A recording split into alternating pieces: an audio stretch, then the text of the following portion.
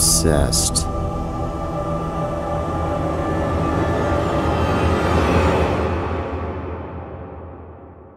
It was late in the evening, and a giant dark cloud was lingering over Linda's neighborhood.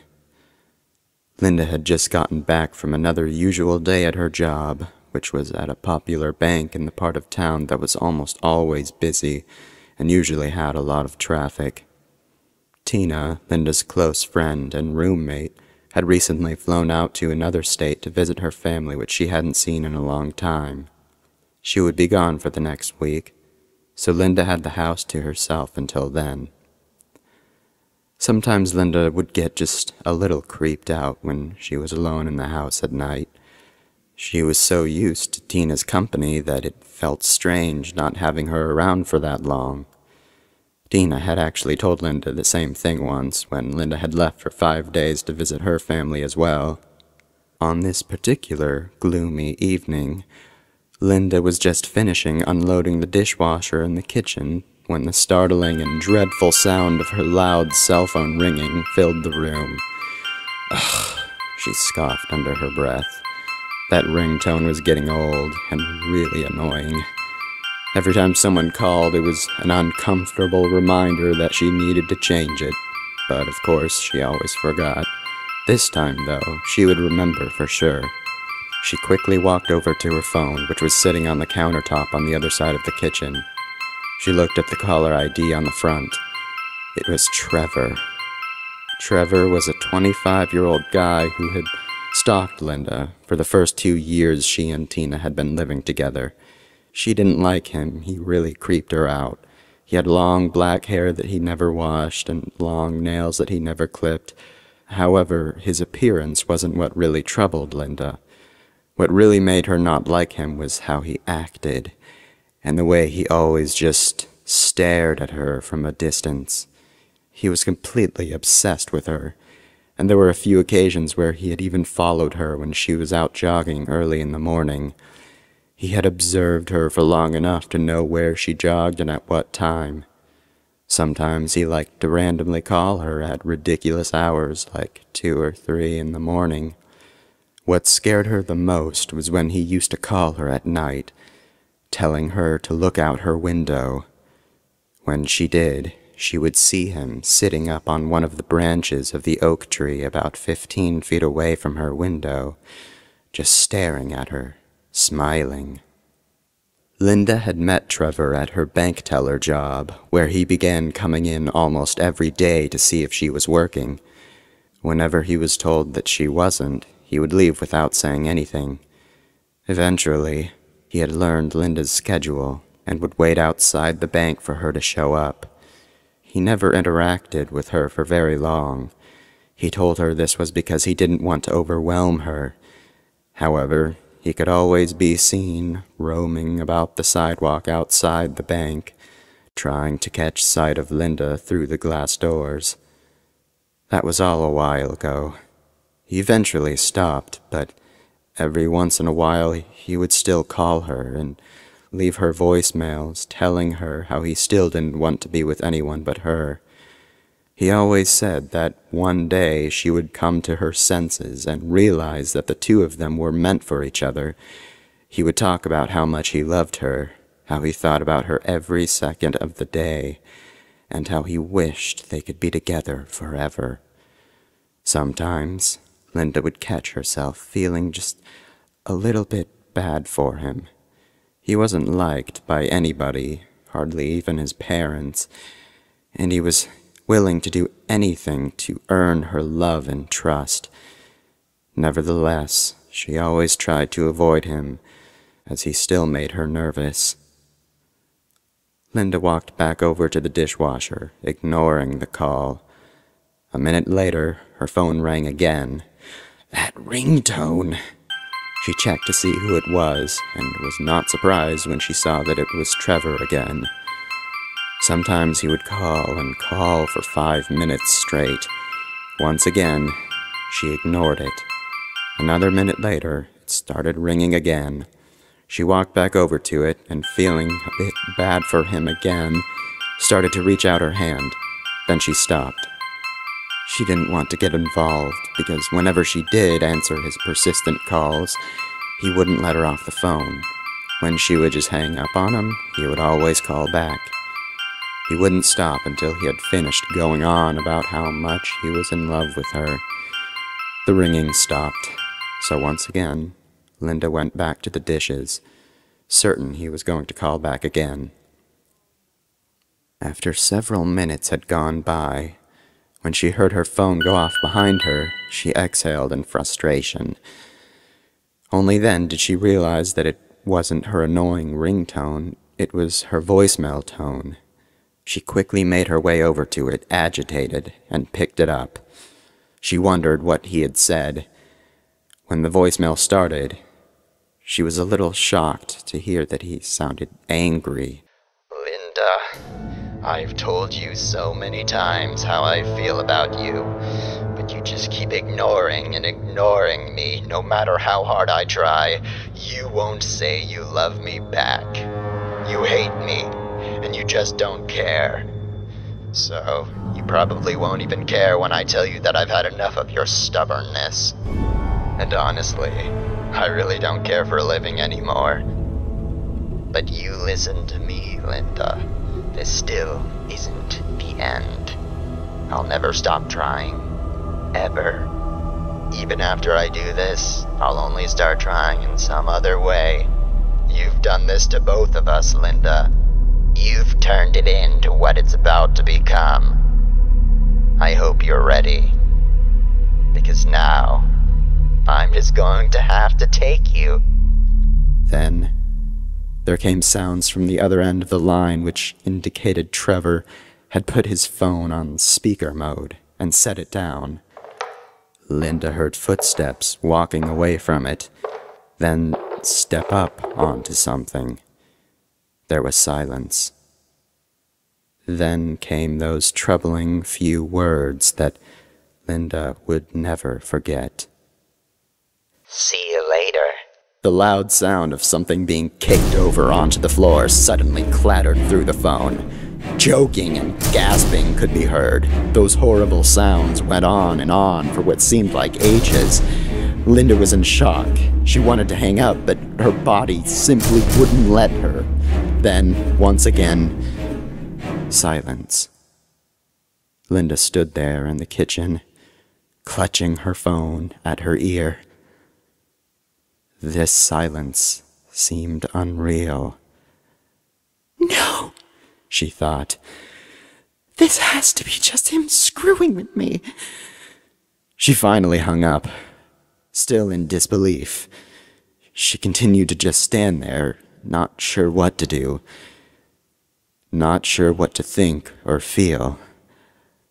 After several long moments, although it somehow felt uncomfortable to do so, she managed to get her legs to carry her out of the kitchen.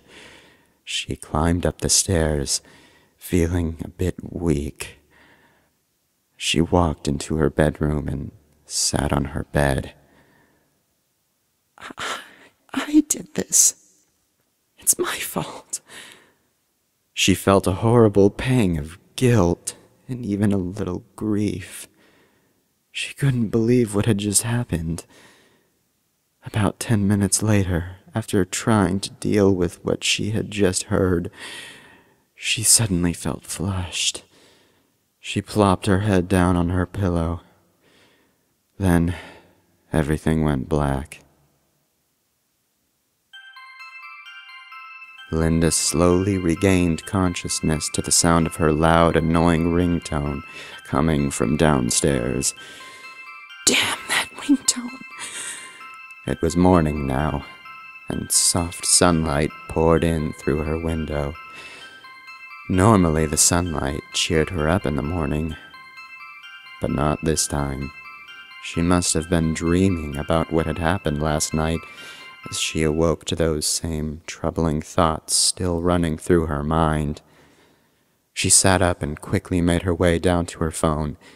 By now it had stopped ringing. She looked at the last person who had called, and it was Trevor. Linda let out a sigh of relief.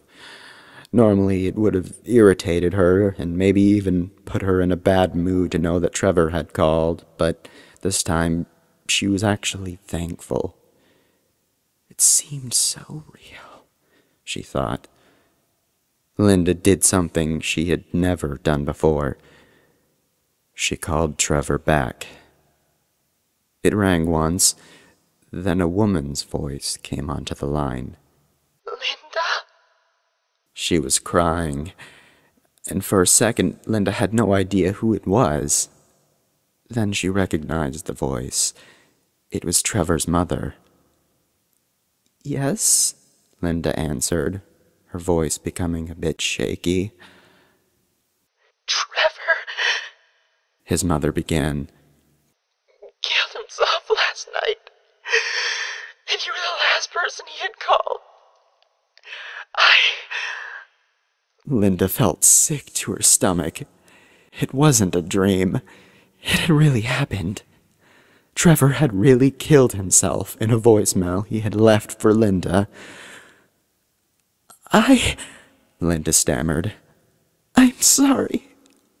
I'm so sorry. He called me last night 3 times, but I didn't answer."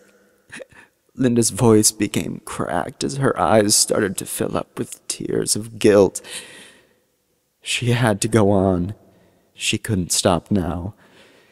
He left a message telling me he couldn't take it anymore, and he put it on speaker, and... She cut off.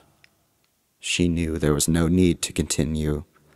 However, she was stunned to hear an angry shout through the phone. "You self-important little whore!" Trevor's mom began screaming at Linda. "You were just too good for him, weren't you? All he ever wanted was for you to just acknowledge him. He just wanted to be accepted. But you rejected him. You ignored him. Because you're cold. You're heartless. You were never even worth it." Linda couldn't take any more. She hung up the phone and began to cry. Not because of what Trevor's mom had said, but because she knew that Trevor wasn't quite right in the head, and she wished she had at least just tried to help him move on with his own life and try to explain to him that they just couldn't be together. She wished she had just tried to explain to him that he could have found someone else he cared about just as much, a different girl who was really right for him. But it was too late for that now. It was far too late.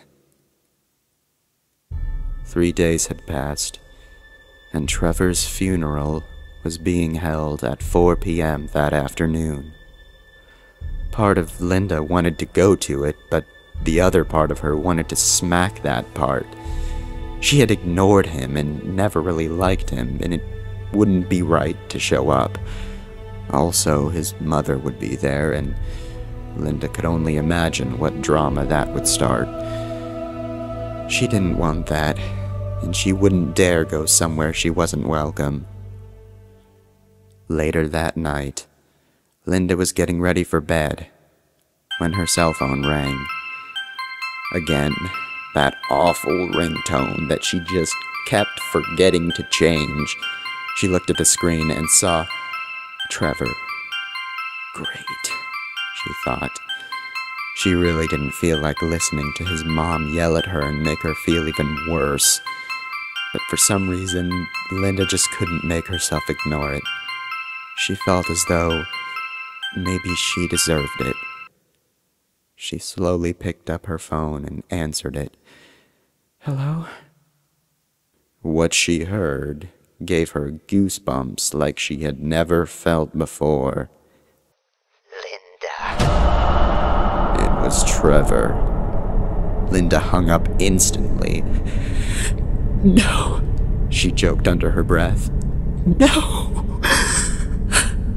She felt sick to her stomach, but assured herself that it was probably just somebody imitating Trevor, trying to freak her out.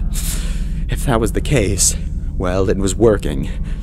She climbed into bed and got under the covers. About 10 minutes later, after she had slightly calmed down and was starting to doze off, she was rudely awakened by that dreadful sound of her ringtone. She hesitated before looking at the caller ID, and once again became uneasy when she found that it was again Trevor. She slowly reached out her hand, picked it up, and answered. "Who the hell is this?" Trevor's voice once again responded through the phone line. Why didn't you go to my funeral? Linda hung up again, nervous now more than ever, but lied back down and forced her eyes closed. She concentrated on steadying her breathing, but that proved to be rather difficult. Suddenly, her phone began to ring, that horrible tone. It was Trevor, again. She grabbed her phone and answered the call. "Stop! I mean it!"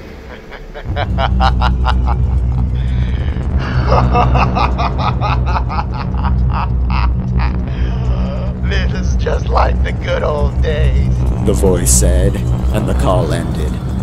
Linda then noticed that she had left the blinds on her window pulled up, the window on the same wall her bed was against, a little ways across. She had to close them.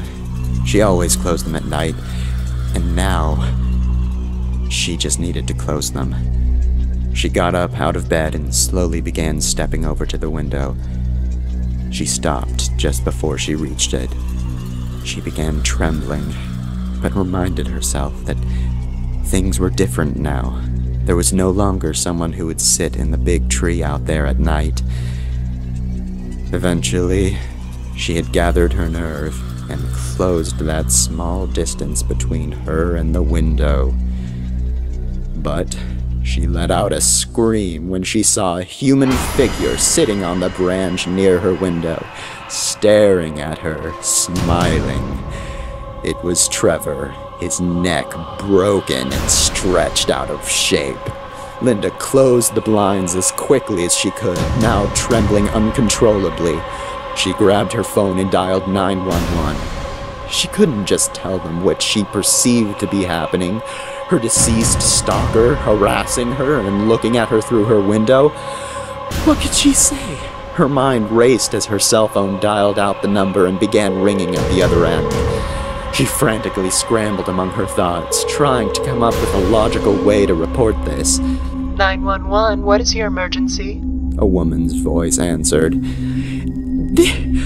There's a guy who keeps calling me, and he's outside my house. He won't leave me alone, and I think he wants to kill me. The woman answered in a calm voice. Linda, why did you have to be so cold and stubborn? Now he's just going to have to take you. Linda's phone fell from her hand, her mouth wide open as if it wanted to scream, but all that came out was a soft whimper of dismay and utter doom.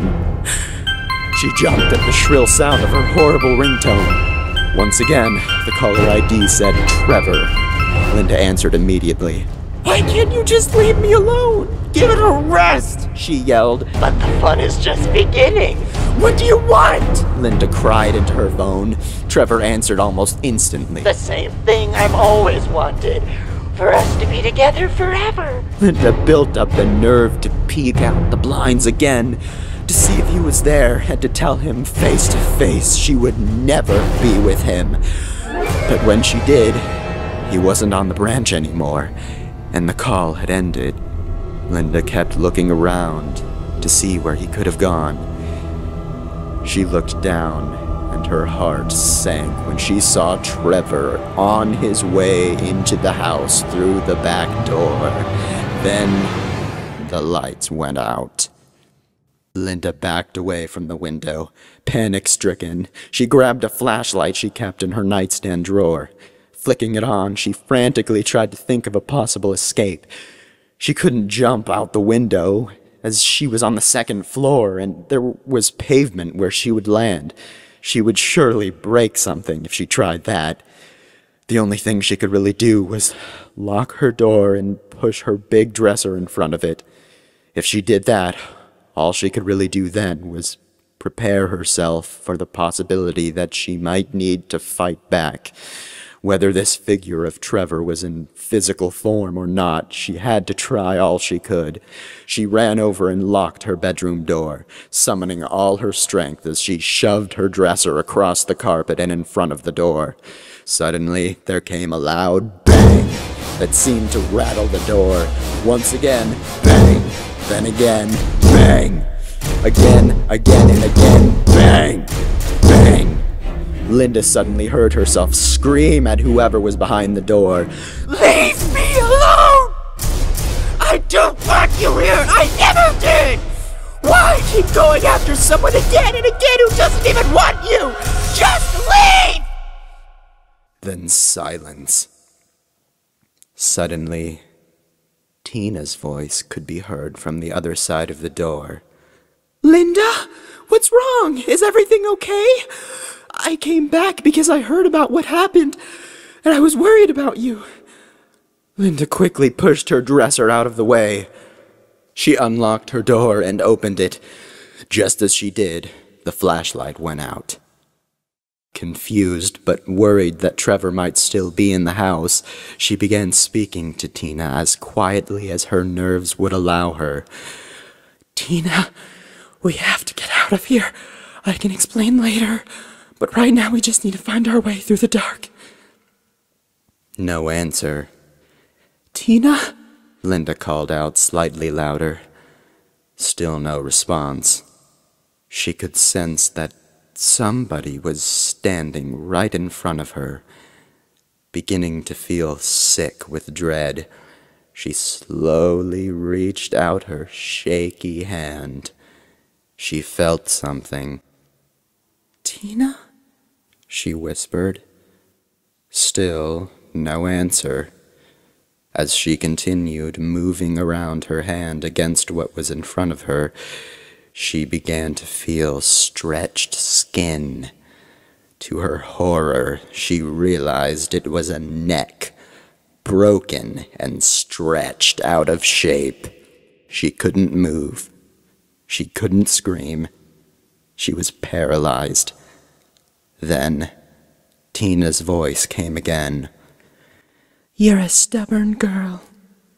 If this is really how it's ever going to be, you running and trying to escape my love, then so be it. I'll savor your touch forever. Suddenly, the lights flickered on, but the hallway was completely empty.